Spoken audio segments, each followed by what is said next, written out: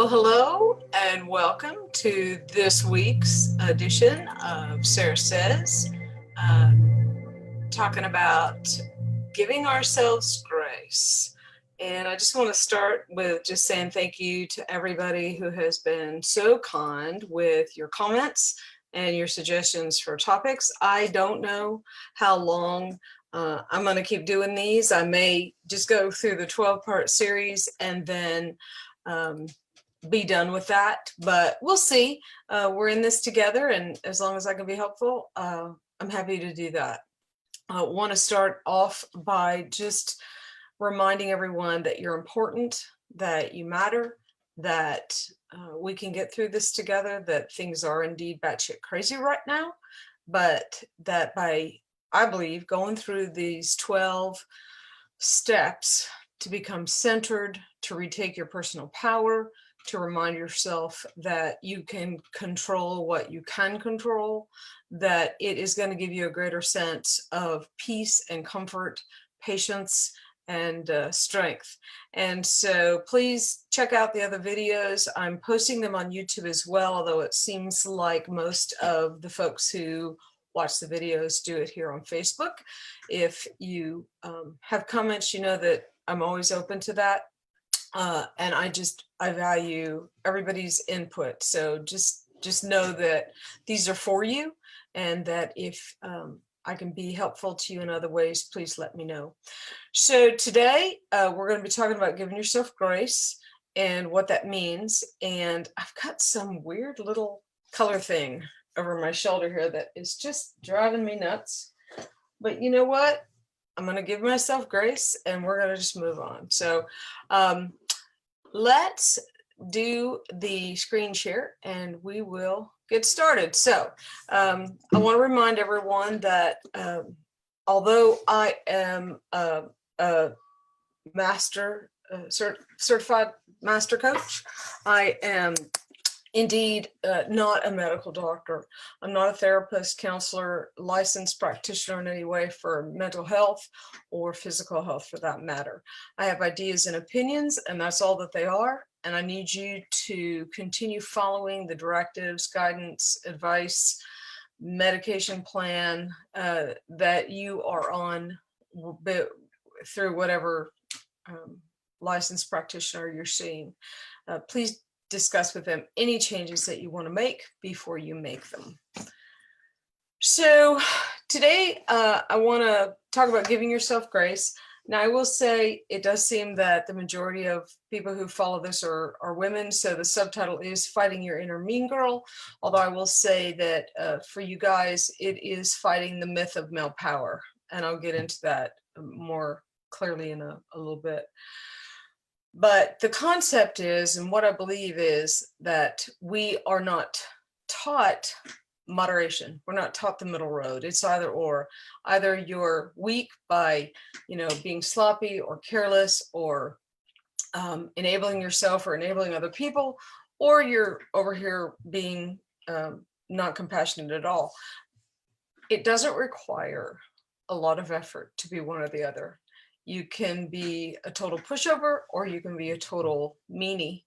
Either one doesn't require a lot of thought or effort. It is just lizard brain in motion.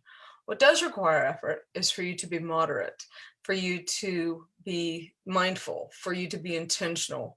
And that's really what giving yourself grace and giving others grace is all about. I don't think we can actually give others true grace if we don't know how to give ourselves grace. We're enablers when we don't understand what grace is about. We're totally lacking in compassion if we don't understand what grace is about. We're bifurcated one way or the other. But once you begin to practice mindfulness and intentional living and understand the concept of moderation, then I think you're more able to give yourself and others grace. So we're going to talk about fighting the inner mean girl, and for you guys, overcoming the myth of male power. So the concept here is that grace is a gift that you give yourself. And again, too often we get in the mindset that being kind or good to ourselves is an indulgence, that being kind or good to ourselves is somehow wicked, or we're being selfish or greedy or not taking care of other people. But I think once you understand the concept of take care of yourself first, and then you're better able to take care of other people, then it becomes much more easy to give yourself grace. It is a gift.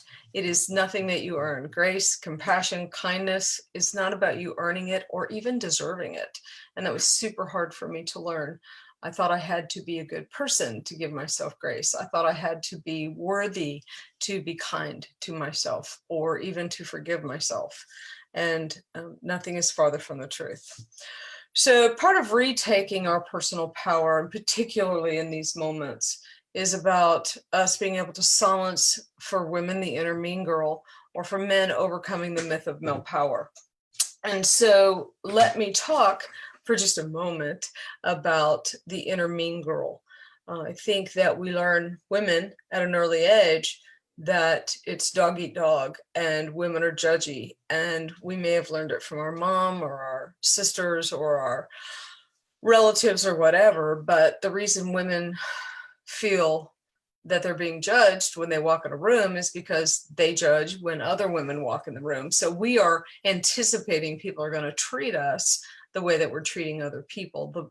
The kinder we become to ourselves and others, the less we're going to be expecting that kind of behavior. But the inner mean girl is the voices that we've heard our entire lives. Mom may have said, oh, you have wide hips, or your sister may have called you fat, or somebody may have called you skinny. Oh, look, there comes Bones. I know, we have those voices in our head that are the inner mean girls. And for guys, it's a little bit different. For guys, it's you have to provide, you have to be there, you have to be strong all the time, you have to make sure everything's fixed, or that you make enough money to pay to have everything fixed. And the myth of male power is overwhelming sometimes. And I think particularly in these times where there's a lot of people out of work, that identities are in jeopardy. Who am I if I can't provide for my family? Who am I if I can't pay for everything? Who am I if I'm on unemployment? Who am I if I can't control any of these things and take care of my family? The reality of it is that a lot of the things that are happening to us right now, and a lot of things that happen to us in life, are absolutely and completely out of our control. The question is, what happens next? Okay, so whether you're struggling with the inner mean girl or you're struggling with the myth of male power, I think hey, Deepa from India has joined us today. Good to see you. I think whether you're struggling with your inner mean girl or you're a guy struggling with the myth of male power, we have to retake our personal power by beginning to understand the concept of giving ourselves grace. So the first step is to recognize those inner voices, whether you're a man or a woman, who's talking to you. Is it your dad or your mom? Is it your Uncle Fred or your Aunt Susie saying things to you that are feeding that inner mean girl or that myth of male power?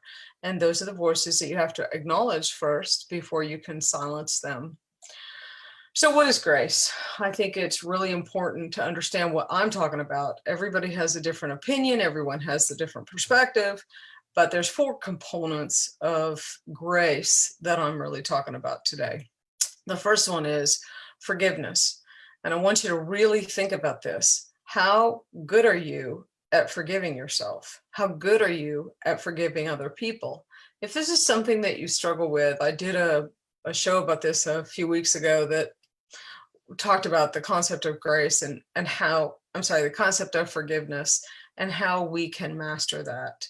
And so, have you forgiven yourself for the mistakes you made when you didn't know better? Have you forgiven yourself for the choices you made when you did know better? What kind of forgiveness are you extending to yourself? And the second thing is being kind. I find it ironic that we can be kind to other people, but fail or struggle to show ourselves the same kindness. Conversely, I've heard people say, well, I survived it, so, everybody else should too. Well, that is a little bit of a sociopathic attitude, I think, but it comes from nobody was kind to me, so I don't think I need to be kind to anyone else. I encourage you not to run down that rabbit hole. I survived abuse, I survived this, I survived that, and it didn't hurt me. I was poor, people were mean to me, and I survived, and so nobody else should need compassion because I didn't get any. Oh, well, the reality is yes, you're still wounded from that because you don't want to give someone compassion, grace, or kindness because you didn't get any. And if you didn't get any, nobody's going to get any. So part of that is forgiving yourself, forgiving others. But grace is about forgiveness, kindness. It's about acceptance. One of the hardest things that I had to learn was to accept myself. And again, for women, this is about accepting our looks, our height, our weight, our skin, our hair. It's about accepting the things that we can't control. Good morning, Donna. It's also about giving ourselves acceptance for the things that we don't like, we like or don't like. I'll be honest with you. Let me give you an example.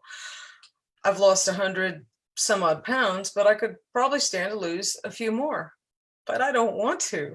I like to eat enough and don't like to exercise enough that I've accepted.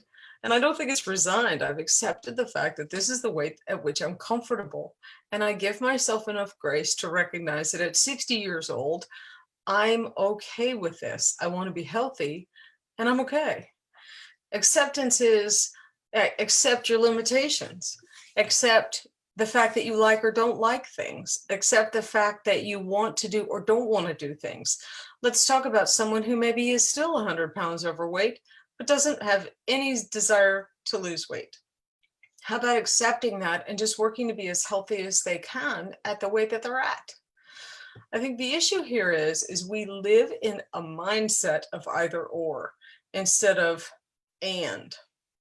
Yes, I am this, and I'm also going to work to be this other thing. So acceptance is about accepting who I am, what I believe, what I think, how I think. That doesn't mean I have to stay here if I want to get better, or if I want to grow, if I want to become different. It does mean that I have to accept where I am instead of creating some false narrative about what I want or who I am or where I want to go.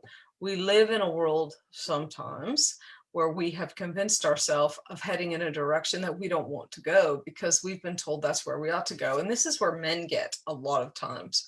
I think, have to be this, have to be that. And it's a struggle and it's hard. And so I think we have to find ourselves in a place of acceptance of who we are. The other thing is love. This one is a little difficult for many of us. And I think it's because of this bifurcated thought that love is either romantic or it's entirely platonic. I want you to find the middle between romantic and platonic. And I want you to think about being there with loving yourself. And so I want you to think of these four things: forgiveness, kindness, acceptance, and love. And when I say love, I mean, I want you to be in love with yourself. I want you to think about what a great person you are. I want you to think about what great potential you have. I want you to be able to look past your skin sack and be more concerned with what's inside of you and what that can become than, what cells and atoms are wrapping up your spirit. So what prevents you, me, anyone, from giving ourselves and others grace? So remember what I said earlier. There's a huge difficulty in giving other people grace if you, A, haven't gotten grace, or B, don't give yourself grace. And so I will make a confession that I'm not quite sure I've ever made. I am a bit of a non-homicidal sociopath. I was raised in an extremely abusive society, home. My mother was wonderful, but beaten literally and figuratively by my dad, who died in prison because he was a really bad person. And so when you grow up in a traumatic environment like that, you tend to disassociate from things and feeling things and caring about other people because you're essentially in survival mode.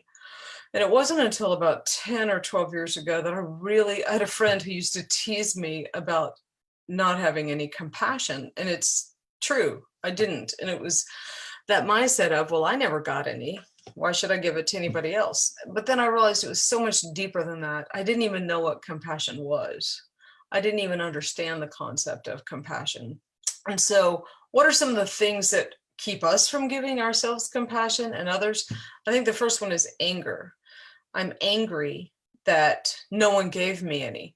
I'm angry that I was so stupid that I need to give myself compassion. I'm angry that you did this thing.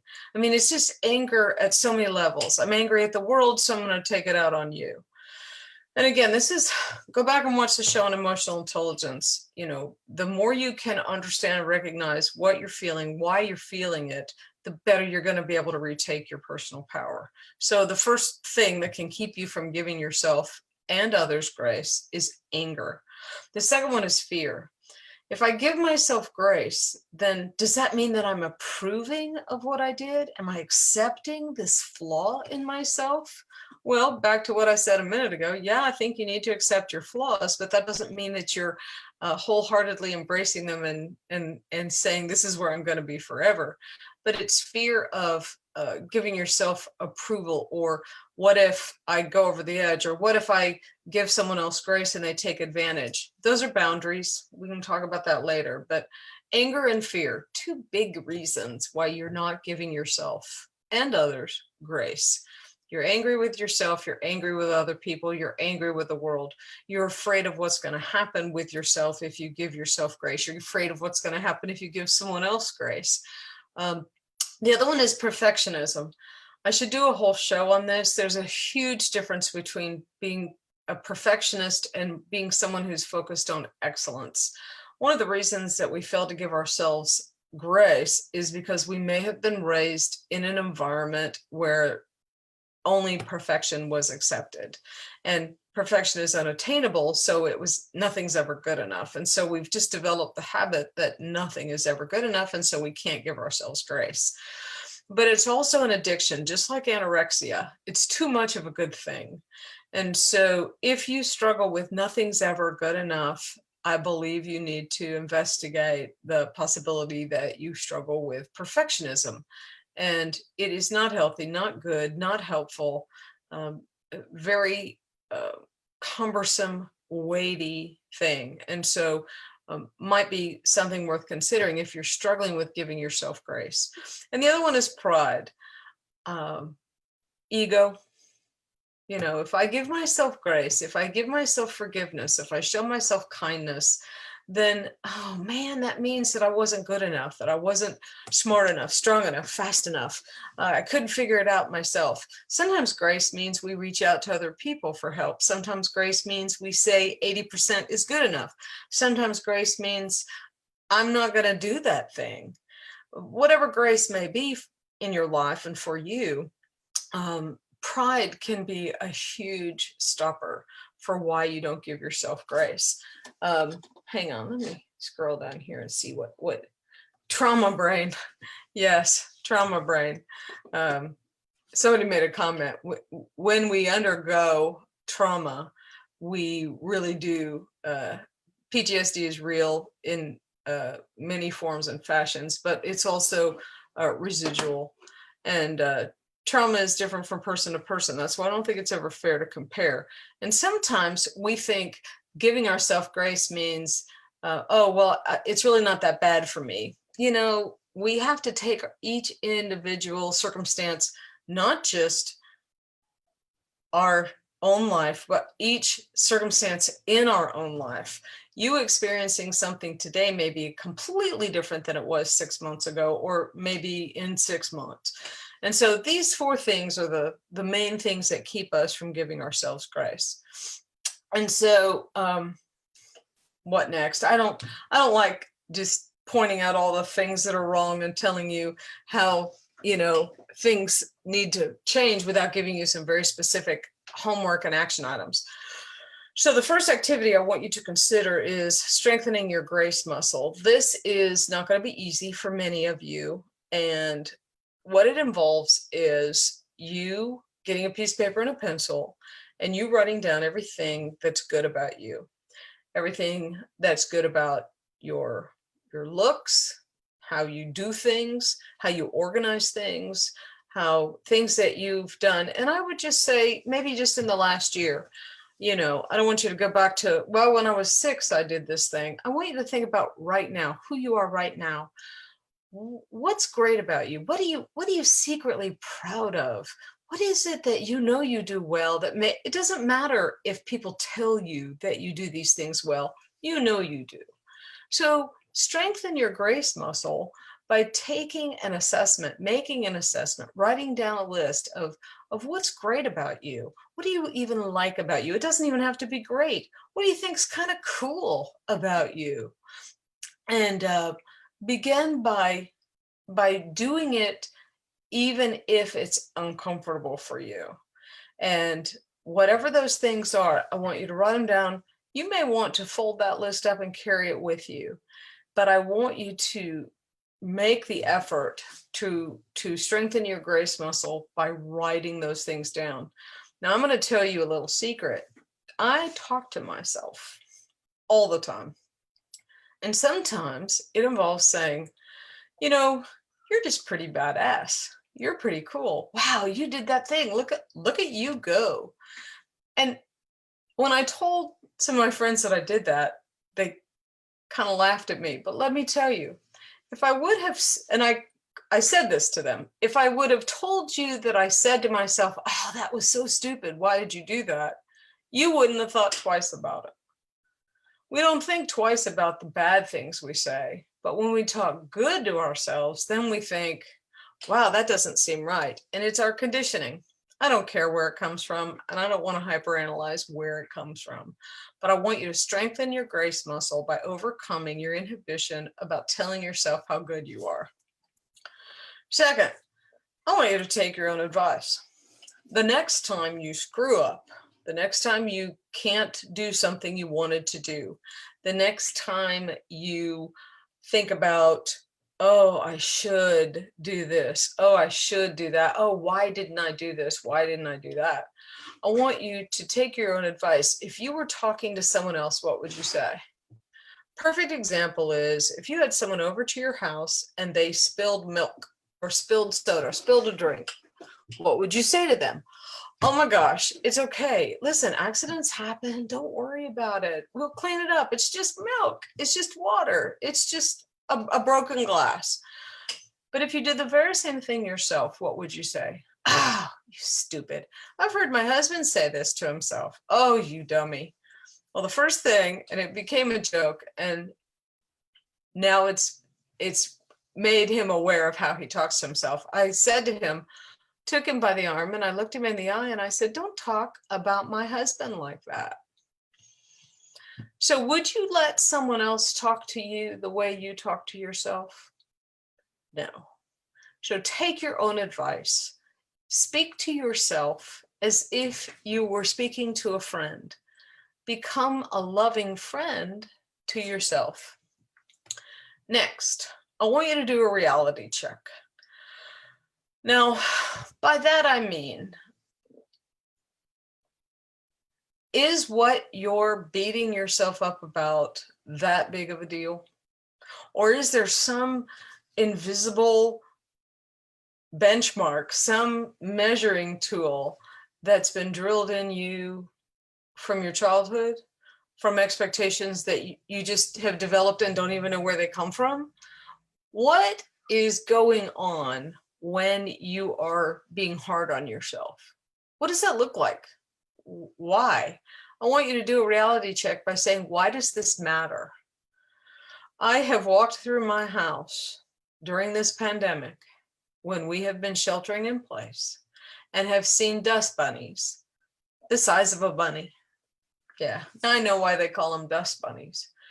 And the first thing was like, seriously, Sarah, you can't even, you're here all day. Why can't you, keep this clean? And I had to give myself grace and say, well, it could be because I was doing this other thing, or it could be because I have 3 dogs that shed like all the time. But I had to catch myself. So have a reality check, catch yourself, check yourself, ask questions. Why does this matter? Why am I upset about this? Why am I beating myself up about it? Do a little reality check. And then the last thing is, I want you to stop believing all the hype. And where does this hype come from? Not necessarily the media, but kind of the media. But what the media produces is our own damn fault because we consume it. We're like fat babies going to McDonald's, blaming McDonald's for us being fat babies. We are consuming this. So first of all, stop believing everything you read in the media. Stop picking up those women's magazines about the perfect home and the perfect cooking and the perfect life. Just stop it. But the second thing is, I want you to stop believing all the hype on social media about people who are posting about their perfect lives, okay? They don't exist, and it is unhealthy for you to believe things at face value. What I want you to do is to decide what matters to you. We overcome misinformation and disinformation by establishing in our own minds what matters. For me, what matters is that I'm healthy, I'm productive, and I'm in touch with and taking care of my family. That's it. Healthy, productive, taking care of my family. And so what does that look like? What does that look like for me? Not what does that look like for anybody else? And so part of our inability to give grace to ourselves is because we're comparing all the time. We're comparing with everything, comparing with what we see on YouTube or on the TV, or comparing with what our friends tell us. Look, make your own reality. All right, get back in touch with your own reality. What matters? What matters to you? How are you going to know that you're achieving your own goals that matter to you? So these activities, and I'm going to go back. First activity, strengthen your grace muscle. Be kind to yourself, write it down. Second activity, what advice would you give to a friend in your same shoes when you need to give yourself grace? Third activity, do a reality check by asking yourself, why does this matter? Why am I being so hard on myself? What is it? Where is this coming from? And the fourth one is, you have to set your own reality. Stop believing the hype and establish what matters for you. So, that's what today's about. This is super important right now. Giving ourselves grace, it seems to be an extremely difficult thing to do. Everything is raw right now. Everything feels raw. It's just raw. The whole world feels raw right now, and we're engaging with angry people all the time. Some of us are struggling with finances, relationships, health. Look, what matters? You have to decide what matters. And how do you preserve, protect, nourish, and keep that? The only way that you're going to be able to do that is by giving yourself grace and stepping away from the unkindness that is easy to heap, I guess, on ourselves or others. So I don't see any questions. I do want to thank everybody who's been on the show today. Want to thank Donna and all those great comments. Also want to thank Deepa for being there. And folks, the best thing that you can do for me is to share these videos, to refer friends to them. Go back through the videos if you know someone who's struggling. This is video 8. We've had 7 before, talking about forgiveness and patience and emotional intelligence and all sorts of stuff. So please be sure to share these with other people. And if you have ideas for topics, again, no guarantee that I'm going to keep doing these after I run through this 12-part series. But if you have ideas for topics, I'm always open for that. So until we get together again, my dear friends, you have been zinged.